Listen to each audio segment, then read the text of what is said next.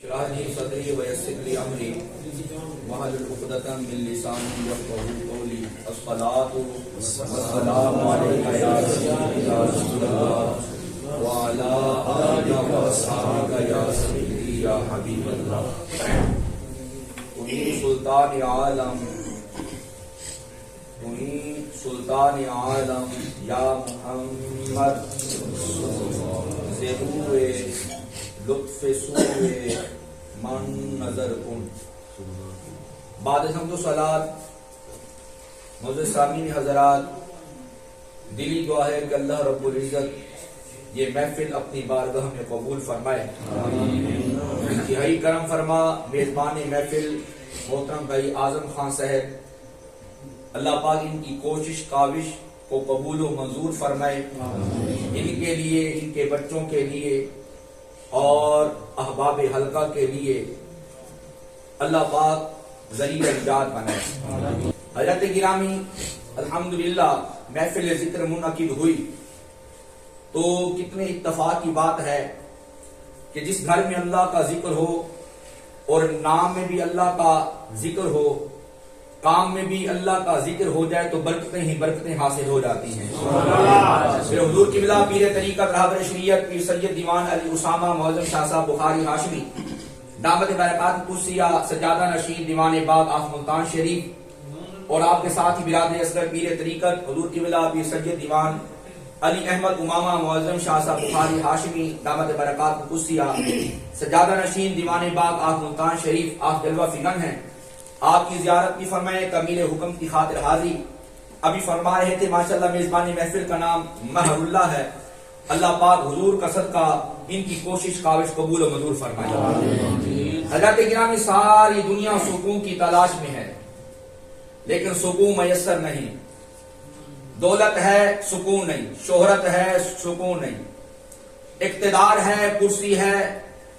جھوپڑے سے نکلا تھا محلات میں آ گیا، ننگے پاؤں نکلا تھا آج پراڈوں پہ چڑھ گیا، پھر بھی سکون میسر نہیں ہے. تو یہ سکون کہاں سے ملے گا؟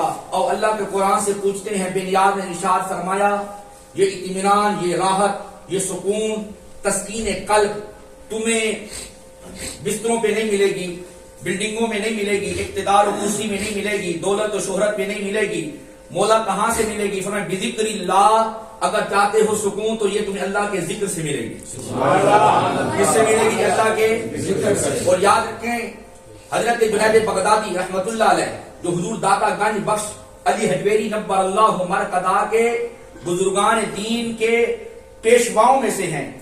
آپ فرماتے ہیں جہاں پر اللہ رسول کا ذکر ہو وہاں پر تتنزل الملائکہ، فرشتوں کی برسات آتی ہے، فرشتوں کی برات آتی ہے، والرحمہ اور رحمت کا نزول ہوتا ہے، اور رب کریم کی عنایت ہوتی ہے، برکتوں کا نزول ہوتا ہے، رحمتوں کا نزول ہوتا ہے.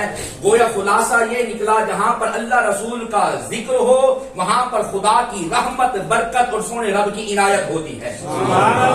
یقیناً خان صاحب اس بات کے مستحق ہیں جہاں جہاں بھی اللہ رسول کا ذکر ہو وہاں پر رب کریم کی اور رسول عظیم کی رحمت و عنایات ہوتی ہیں.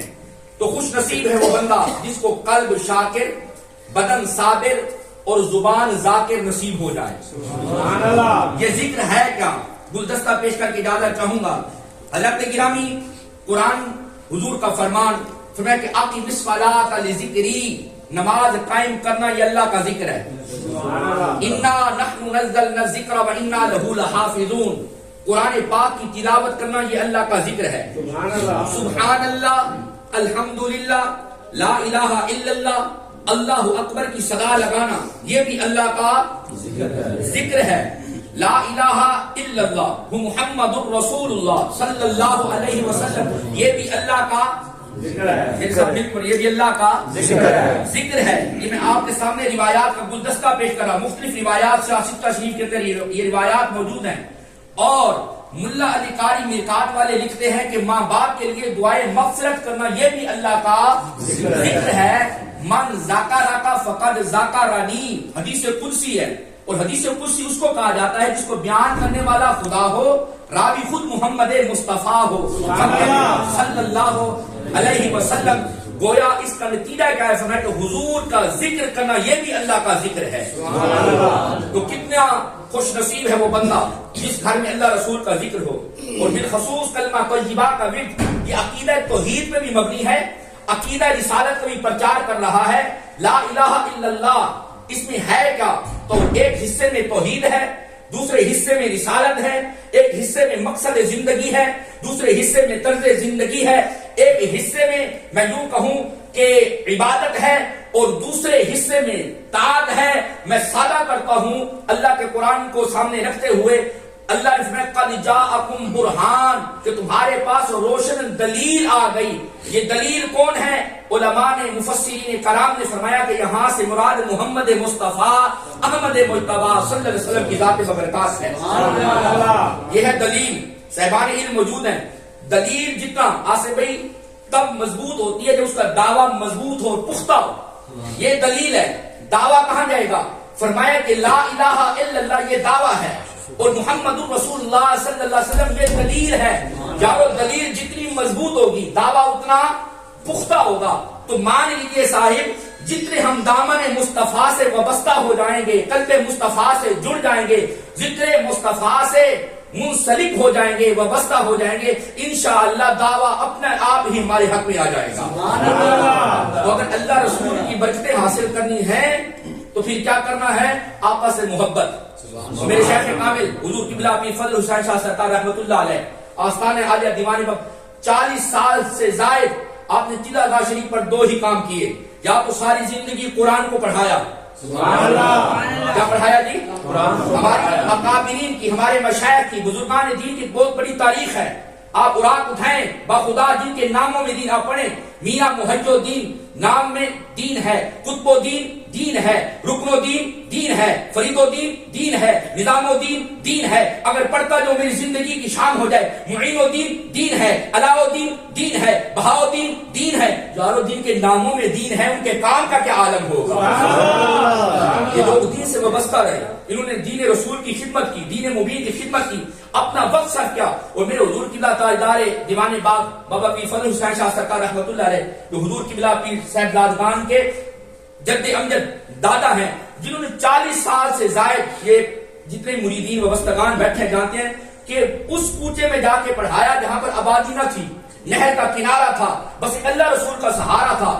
2 کام کیے. ایک تو اللہ کے قرآن کی تلاوت کرتے رہے، کراتے رہے، سیکھتے رہے، سکھاتے رہے، پڑھتے رہے اور پڑھاتے رہے. اور دوسرا کام یہ تھا کہ حضور کی ذات پر کثرت سے درود و سلام پہنچاتے ہیں.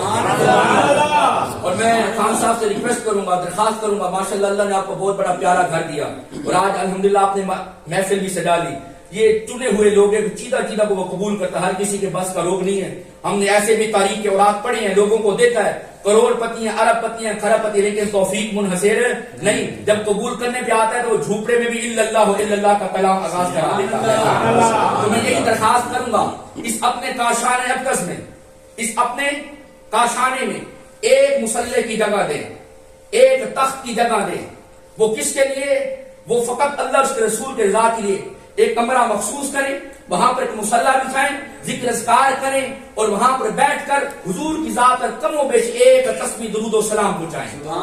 ہم آپ سے اور کچھ مانگنے نہیں آئے، بس فقط یہی پیغام محبت لائے ہیں، پیغام الفت لائے ہیں، حضور کی سیرت اور حضور کا عشق کی خیرات بانٹنے آئے ہیں.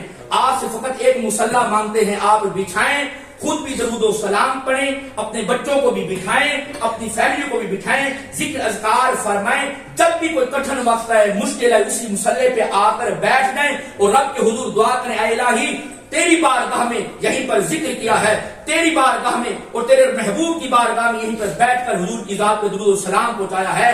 آج درود و سلام کی بدولت ہمارے دکھوں کو ٹال دے انشاءاللہ. باخدا مجھے اللہ کی قسم جس کے دستے قدرت میں جان ہے، روایات کا گلدستہ، جس کلام کے آغاز میں درود ہو، انتہا میں بھی درود ہو، ابتدا میں بھی درود ہو، انتہا میں بھی درود ہو، وہ کبھی دعا رد نہیں ہوتی بلکہ رب قبول فرما لیتا ہے. آخری بات حضرت گرامی، یہ اللہ نے جس کو ذکر کی دولت سے بخشا ہے نا، وہ بڑا امیر ترین شخص ہے. اور قلب میت ہے، وہ دل مردہ ہے جو ذکر سے غافل ہے، جو اللہ رسول کے ذکر سے غافل ہے، قرآن کی دولت سے غافل ہے. اور جو درود و سلام سے غافل ہے، اور کتنا وہ شخص میں سادہ کو وہ چلتی پھرتی لاش ہے جو اللہ رسول کے ذکر سے غافل ہے، اور وہ شخص قلب حی جو ہمہ وقت جس کی زبان ذکر سے تر رہتی ہے، اللہ اللہ کی صدائیں لگاتی ہے، لا الہ الا اللہ کی پکار کرتی ہے، درود و سلام حضور کی جان اظہار کرتی ہے، مقام کیا ملتا ہے؟ پڑھو تفسیر نجوم الفرقان۔ ایک شخص نے رات کو کہا اللہ، آپ مل کے کہہ دیں اللہ، مل کے کہہ دیں اللہ، یہ توحید ہے۔ اب اس نے اللہ کہا، اللہ کا ذکر کیا، سو گیا، کروٹ بدلی، بھول گیا، بندہ بھول گیا، لیکن اس کا رب نہیں بھولا، اس کا رب نہیں بھولا۔ ہم بھول جاتے ہیں، ہمارا رب ہمیں اگر بھولا ہوتا تو 5 وقت کا بلاوا کیوں دیا ہوتا؟ پتا چلا ہم بھولے ہیں، وہ رب ہمیں نہیں بھولا۔ تو فرمایا اللہ، وہ بھول گیا، اچانک اتفاق ایسا ہوا کہ وقت نزاع آیا، جو آیا ہے اس نے جانا ہے، جو برتن بنا ہے اس نے ٹوٹنا ہے، موت آ گئی۔ اب جب ہوگا نا قیامت کا دن برپا، فرمایا کہ اللہ اس کو جنت کا ٹکٹ دے گا۔ تفسیر نجوم الفرقان، جنت کا ٹکٹ اب کرے گا، مولا میں تو گناہگار تھا، یہ کہاں سے ملا، یہ کیسا ملا؟ اللہ اکبر، ہاتھ میں غیبی سی آواز آئے گی، اے بندے تو سویا ہوا تھا، تو نے میرے نام کا ورد کیا تھا، اللہ فرمایا تھا اللہ، تو نے کروٹ بدلی، تو بھول گیا، لیکن میں نے یاد رکھا۔ اس اللہ کی بدولت، اس ذکر کی بدولت آج میں نے تجھے بخش بھی دیا ہے اور جنت کا ٹکٹ بھی عطا فرما دیا ہے۔ اور بے شمار روایات ہیں، کلمہ طیبہ کی بات ہو، قیامت کے دن فرمایا کسی کے پاس ایک کلمہ طیبہ ہوگا، کسی کے پاس ایک اللہ ہوگا، اور کسی کے پاس ایک ٹکڑا درود و سلام کا ہوگا، اور کسی کے پاس ایک آیت ہوگی قرآن پاک کی، اور کسی کے پاس فقط بسم اللہ الرحمن الرحیم کا ٹکڑا ہوگا۔ یہ ایسے گلدستے ہیں، عمل تو تھوڑے ہیں لیکن ثواب زیادہ ہے، دگنا چگنا ہے۔ صرف یہ امت کا اعزاز ہے، عمل تھوڑا کرو گے پر ثواب زیادہ پاؤ گے۔ فرمایا کہ اسی ایک نسخے کی بدولت اللہ تمہیں بخش بھی دے گا اور جنت کا ٹکٹ بھی عطا فرما دے گا۔ آج الحمدللہ آغاز ہو گیا، تو آپ نے اس روش کو جاری و ساری رکھنا ہے، ہم رہیں یا نہ رہیں، آئے نہ آئیں، یہ کاشانہ لٹنا نہ چاہیے۔ آپ دوستوں کو بلائیں، بھائیوں کو بلائیں، بچوں کو بٹھائیں، اپنی محفل کے، اپنے فیملی کے لوگوں کو بٹھا کر ایسے ہی بیٹھ کر اللہ اللہ کا ذکر کریں، لا الہ الا اللہ کا ورد کریں، یا حی یا قیوم کا ورد کریں۔ انشاءاللہ ذکر کا کرنا آپ کا کام ہے، بگڑی بنانا رب کریم کا کام ہے۔